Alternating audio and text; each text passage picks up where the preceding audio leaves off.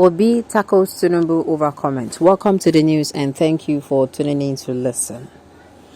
War of words has developed between the camps of Bola Tinubu of the All Progressives Congress APC and Peter Obi of the Labour Party LP as Obi Dati Media Office yesterday flayed the comment of Mr. Dele Alake, spokesman of the former Lagos State Governor, that the Labour Party candidate cannot name any legacies of his years of governing Anambra State and therefore cannot be compared to his All Progressive Congress counterparts as groundless.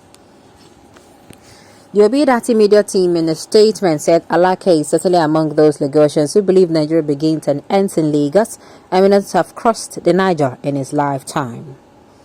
He might have not been to Anambra and had been too biased to read up the Labour Party's candidate's record in the public domain. Suffice it to say that Obi's records won him numerous awards, including Governor of the Decade, while Alake's paymaster ruled Lagos State. The most the media can remember about Alake's principle is his huge internal revenue harnessing, which we now know has boosted one Borderlands family's income. Alake also claimed that Obi's business is anchored on imports that destroyed the economy and that he was nowhere when his principles struggled for democracy.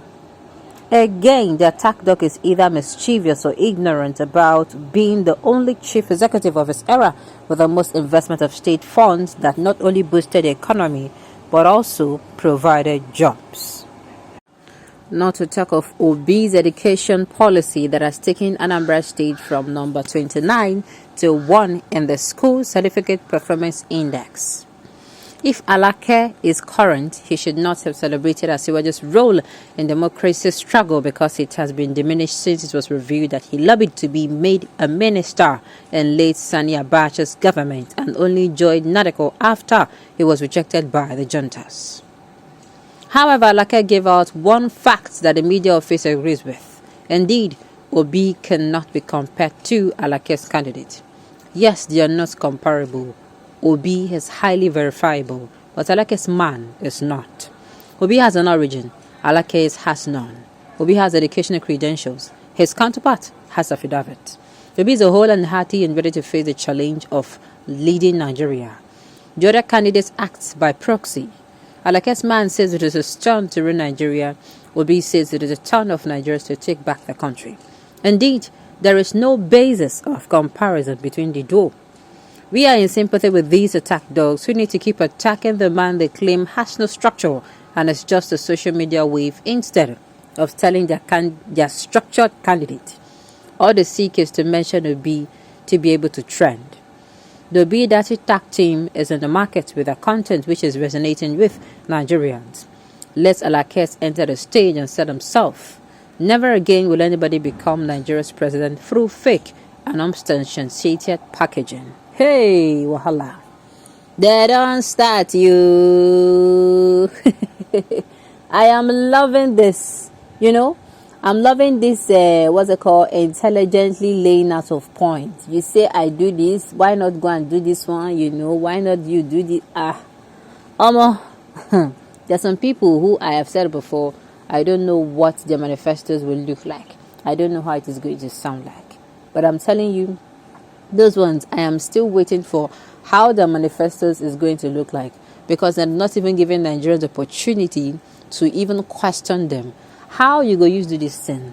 How you go do this one? They're always sending people to represent them, always sending out spokesperson. We still they wait. This man used to be the best. He used to be the best. We still they wait. At the end of the day, we day here. We ain't not going nowhere. Thank you so much. You said it correctly too. Never again should Nigeria have hacked big semi-illiterate old half-packaged president. The era is over. Era of thieves and unaccountability is gone. Welcome new Nigeria 2023. Welcome His Excellency P2B. Some people they think positively for their candidates. But I go say make you no count to X before he hatch. Yes, talking a debate you cannot sustain. Tinubu boys and the Western press think they have exclusive right to use their press to attack and run down P2B instead of them discussing issues and sell their candidate. That is what I've been talking about. See, if you believe your candidate is the best, if you believe he's a sellable material, I bet you are going to be too busy to come out and even mention another candidate's name. In fact, you will feel like you are the only one in the race. As in, you will feel like you really need to do this. I'm telling you. But like I've said, what's it called? Some of these presidential candidates, they don't stand to offer anything. Sincerely. They don't stand to offer anything. They're always being represented. They have not even given the people of Nigeria the opportunity to meet them. You know, like I've always said, it's that you see this time of the that the time where we're supposed to meet with presidential candidates. That the time we're supposed to ask them questions, because if you pass like this, nobody is going to come and wait to listen to you or to answer your questions. All right. Tinubu boys and the Western press think they have exclusive rights to use their press to attack and run down P2B instead of them discussing issues and sell their candidate. They thought it would work for them to run down a rising star who they thought is not qualified to contend with their principal by virtue of their imaginary ethnic and political superiority. Having seen that candidate to be so far ahead of the principal rather, in terms of ideas, integrity, character and prudence, then backed on pull him down, forgetting there's no section of a country that have exclusive knowledge of writing good prose in the character assassination with intention to pull down opponents of your preferred candidate. This arrogance must stop. This arrogance about Lagos and journalists from the Western axis must stop. They must understand that Lagos is the making of a whole Nigeria. Another part of Nigeria were not chasing rats or just nomadic cattle rearers when Lagosians were going to school. Dele Alake should be the age mate of P2B. He served as commissioner around the time P2B was governor in Anambra State. Since he left office as commissioner, let us know how far he has progressed in politics other than an attack dog of a man he served as commissioner, who himself has progressed to become the presidential candidate of his party. Or is what's good for the Tinubu not also good for Alake? What a slave mentality. Hey, I love this. If you ask me, the article. If you ask me, the article is is not so supposed to be devoid of using into the derogatory words and remarks, offensive remarks to me.